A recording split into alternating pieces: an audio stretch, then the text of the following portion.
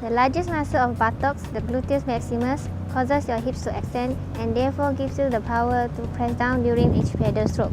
The smaller gluteus medius and minimus, which make up the hip abductors, allow for outward rotation and lateral movements of the hips. These smaller glute muscles do not offer power during the pedal stroke, but do provide stability. The origin and insertion for gluteus maximus are dorsal ilium, sacrum, and coccyx. Gluteus tuberosity of femur iliotibial tract are the insertion for gluteus maximus. Gluteus medius have the origin, which is the lateral surface of ilium between anterior and posterior gluteal lines, and insertion via short tendon into lateral aspect of greater trochanter. Gluteus minimus, the origins is dorsal ilium between anterior and inferior gluteal lines. Insertion is superior border of greater trochanter of femur. Hi, my name is Charlie Jun, and I'm going to talk about the next phase of cycling, which is at 6 o'clock.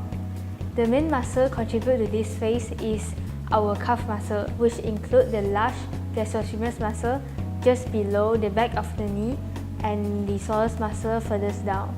These two muscles work together with hamstrings and quadriceps to keep our feet pedaling.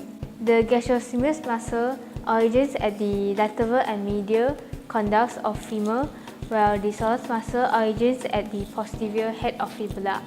They have the same insertion point, which is at calcaneus. The last phase of cycling, which is from 6 to 9 o'clock. The muscle involved in this phase is tibialis anterior, which is the shin muscles in the front of your lower leg. Its origin is at the lateral condyles of tibia, and its insertion is at first metatarsa and first cuneiform. The second muscle which involves in cycling is quadricep muscle. Quadricep muscle is used to straighten the knee and to push the pedal downwards to the ground. It has 4 types of muscle, which include rectus femoris, vascus lateralis, vascus medialis, and vascus intermedius. All of them have the same function, which is to perform knee extension. And they have the same insertion too, which is located at patella and tibial tuberosity via patella ligament. Okay, for hamstring is located at the back of the thick. During cycling, its function is to work together with calf muscle to lift the pedal up from the bottom of the stroke.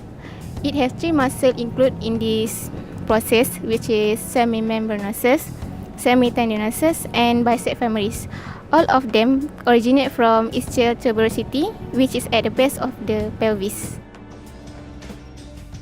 Knee pain is probably the most experienced injury for cyclists. Why is that?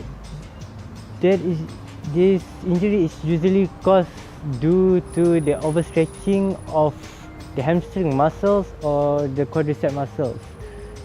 This is either caused by the saddle being either too high or being too far back.